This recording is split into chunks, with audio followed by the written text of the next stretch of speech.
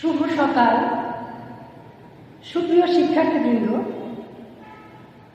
Online ক্লাসে তোমাদেরকে শুভেচ্ছা এবং স্বাগত। আশা করছি তোমরা সবাই সুস্থ আছো, নিরাপদে আছো।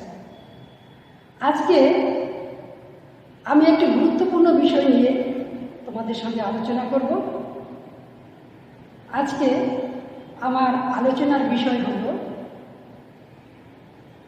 একাদশ শ্রেণী সংস্কৃত ব্যাকরণ থেকে সুবন্ত প্রকরণ বা শব্দ। সংস্কৃত ব্যাকরণ থেকে সুবন্ত প্রকরণ বা শব্দ। সংস্কৃতে অজস্র শব্দ রয়েছে আর তার ভিন্ন ভিন্ন রূপও রয়েছে। আজকে আমি কিভাবে অতি সহজে শব্দ রূপগুলো মনে রাখা যায় তার কিছু টিপস বা উপায় তোমাদের সঙ্গে আলোচনা করব। তো চলো শুরু করা যাক। আজকের আমাদের পাঠ শব্দরূপ। এই শব্দরূপ আলোচনা করতে গিয়ে প্রথমেই আমরা যে জিনিসগুলো আমরা জানব সেগুলো হলো বিভক্তি, প্রাতিপদিক, বচন, শব্দরূপের সংজ্ঞা ও শ্রেণীবিভাগ। তো প্রথমেই আমরা জানব বিভক্তি। বিভক্তি কাকে বলে?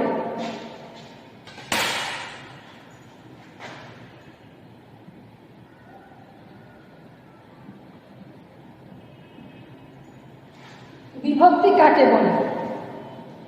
ধাতুর পরে তি, ত, সন্ধি এবং প্রাতিপদিকের পরে সু ও যশ প্রভৃতি যে সকল প্রত্যয় হয় তাকে বিভক্তি বলা হয়।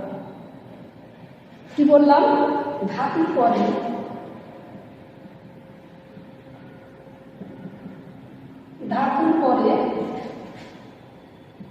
তি,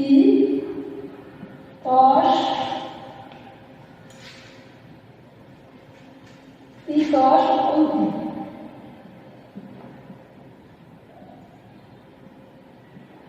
এগুলো হলো প্রত্যয়। আমরা ধাতুর এর পূর্বে পড়েছি। ধাতুর সম্বন্ধে অনেকগুলো ক্লাস আমি নিয়েছিলাম ধাতুর উপরে। সেখানে এই হলো ধাতুর প্রত্যয়। তো ধাতুর পরে কৃত সন্ধি এবং প্রাতিপদিকের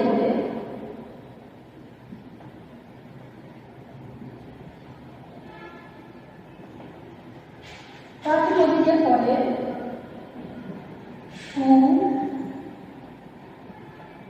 ও যশ প্রভৃতি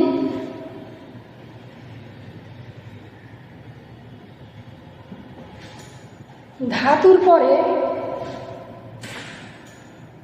কৃত সন্ধি এবং প্রাতিপদিকের পরে সু ও যশ প্রভৃতি যেসব প্রত্যয় হয়, যে সকল প্রত্যয় হয়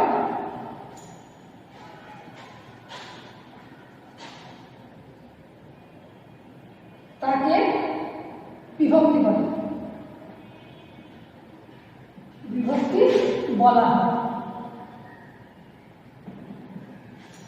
ধাতুর পরে তি, তস, অন্তি এবং প্রাতিপদিকের পরে সু ও যশ প্রভৃতি যে সকল প্রত্যয় হয় তাকে বিভক্তি বলা হয়। বিভক্তি আমরা জানি 7 প্রকার। কি কি? প্রথমা, দ্বিতীয়া, তৃতীয়া, চতুর্থী, পঞ্চমী, ষষ্ঠী এবং সপ্তমী। এবারে আমরা দেখব বিভক্তি কাকে বলে। আমরা জানলাম। প্রাতিপদিক কি? এখানে প্রাতিপদিকটা আমি লিখেছি। এই প্রাতিপদিকটা কি এটা আমাকে জানতে হবে। প্রাতিপদিক হলো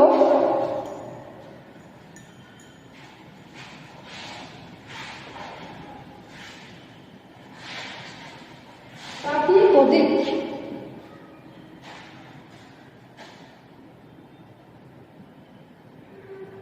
প্রাতিপদিক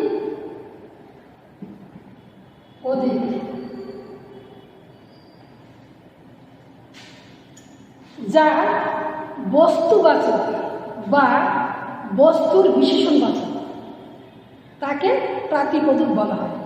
যা বস্তুবাচক বা বস্তুর বিশেষণবাচক তাকে প্রাতিপদিক বলা হয়। যেমন বস্তুবাচক, উদাহরণ দিচ্ছি, বস্তুবাচক। বস্তুবাচক কি? চন্দ্র, সূর্য, জল ইত্যাদি, এগুলো হলো বস্তুবাচক। বস্তুর বিশেষণবাচক, বস্তুর বিশেষণবাচক যেমন দৃঢ়, স্থির, প্রবল ইত্যাদি। তাহলে কি হলো? যা বস্তুবাচক বা বস্তুর বিশেষণবাচক তাকে বলা হয় প্রাতিপদিক। বস্তুবাচক হলো কি? চন্দ্র, সূর্য, জল ইত্যাদি।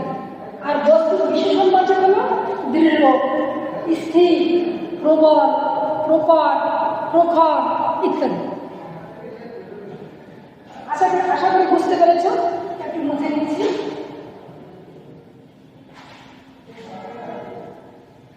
এই বিভক্তি, সংস্কৃত বিভক্তিকে সংক্ষেপে বলা হয় সুপ। সংস্কৃত বিভক্তিকে সংক্ষেপে বলা হয় সুপ। কেন বলা হয়?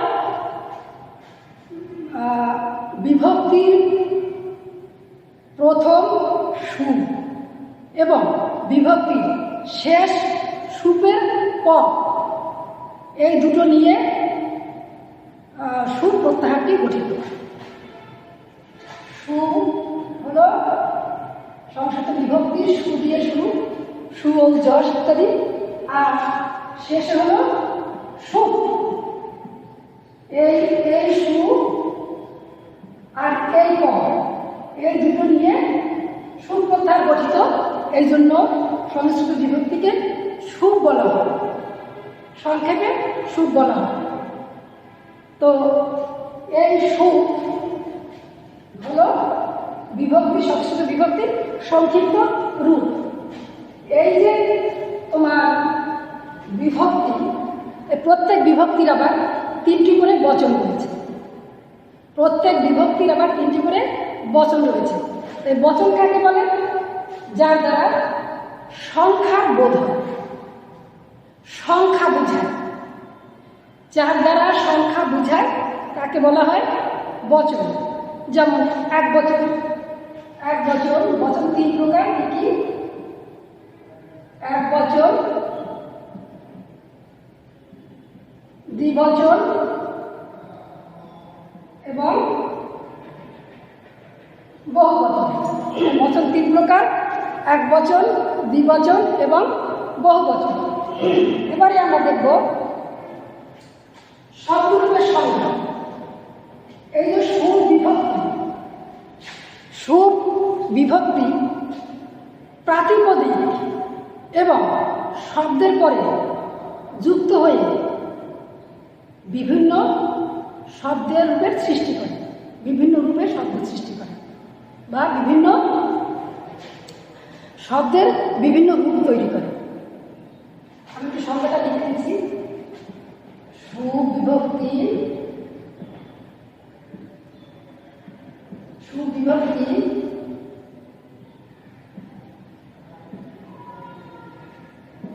প্রাতিপদিক বা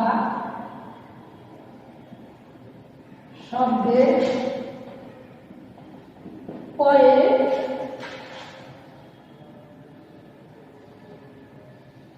যুক্ত হয়ে, সুবিভক্তি প্রাতিপদিক বা শব্দের পরে যুক্ত হয়ে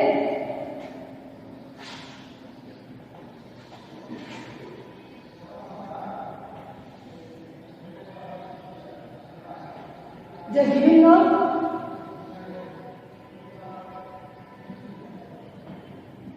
শব্দরূপে বিভিন্ন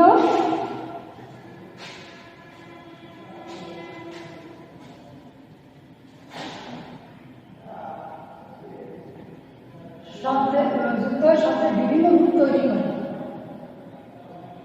বিভিন্ন রূপ তৈরি করে। সুবিভক্তি প্রাতিপদিক বা শব্দের পরে যুক্ত হয়ে শব্দের বিভিন্ন রূপ তৈরি করে। এই যে শব্দের বিভিন্ন রূপ, এটাকেই বলা হয় শব্দরূপ। এই যে শব্দের বিভিন্ন রূপ, এটাকেই বলা হয় শব্দরূপ। সুবিভক্তি প্রাতিপদিক বা শব্দের পরে যুক্ত হয়ে শব্দের বিভিন্ন রূপ তৈরি করে। এই যে শব্দের রূপগুলো তৈরি করে, এগুলো হলো শব্দরূপ বা সুভক্ত প্রকরণ। এবারে শব্দরূপের শ্রেণী বিভাগ।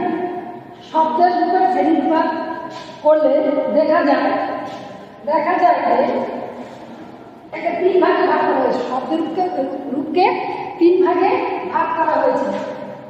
3 প্রকার কি শব্দরূপ? 3 প্রকার। এক হলো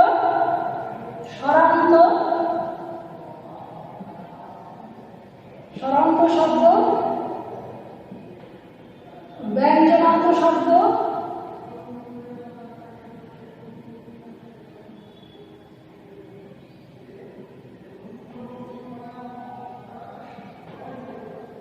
এবং প্রধানত 3 প্রকার: স্বরান্ত শব্দ, ব্যঞ্জনান্ত শব্দ এবং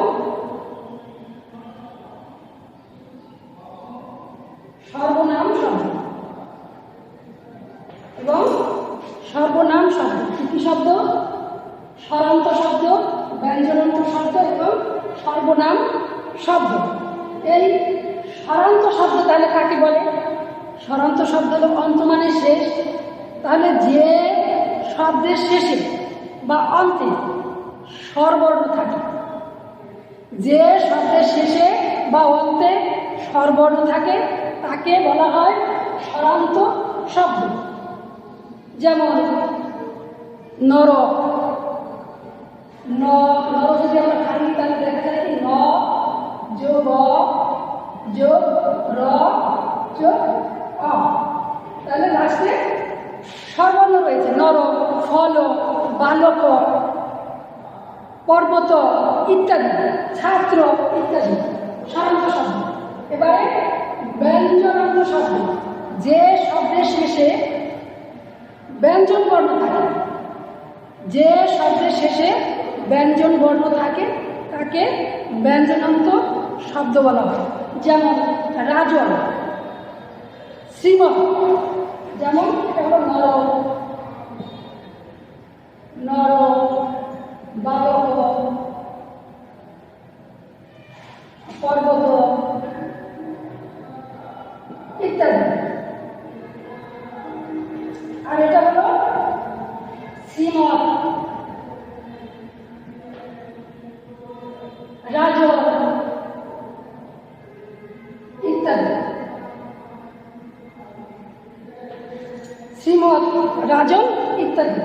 আর সর্বনাম হলো কি সর্ব মানে সকল, তারপরে যুষ্মৎ,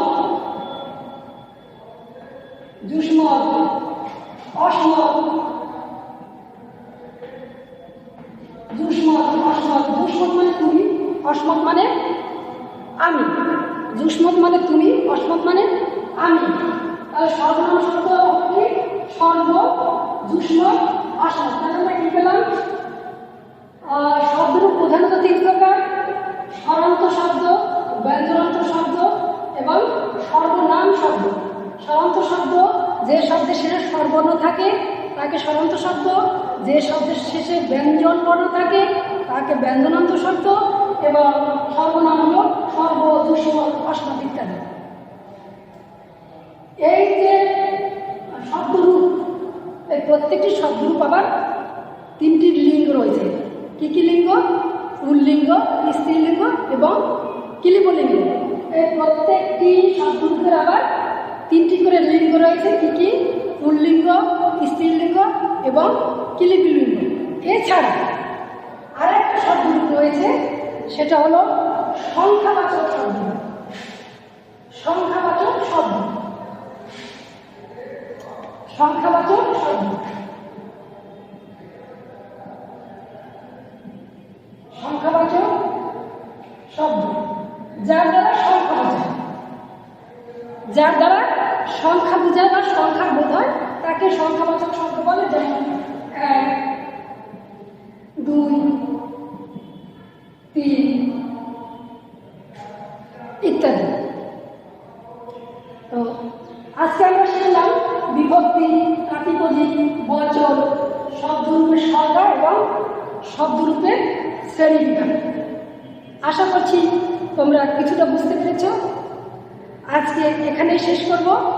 প্রিয় শিক্ষার্থীবৃন্দ, তোমরা সুস্থ থেকো, সাবধানে থেকো, সামাজিক দূরত্ব বজায় রেখে চলো।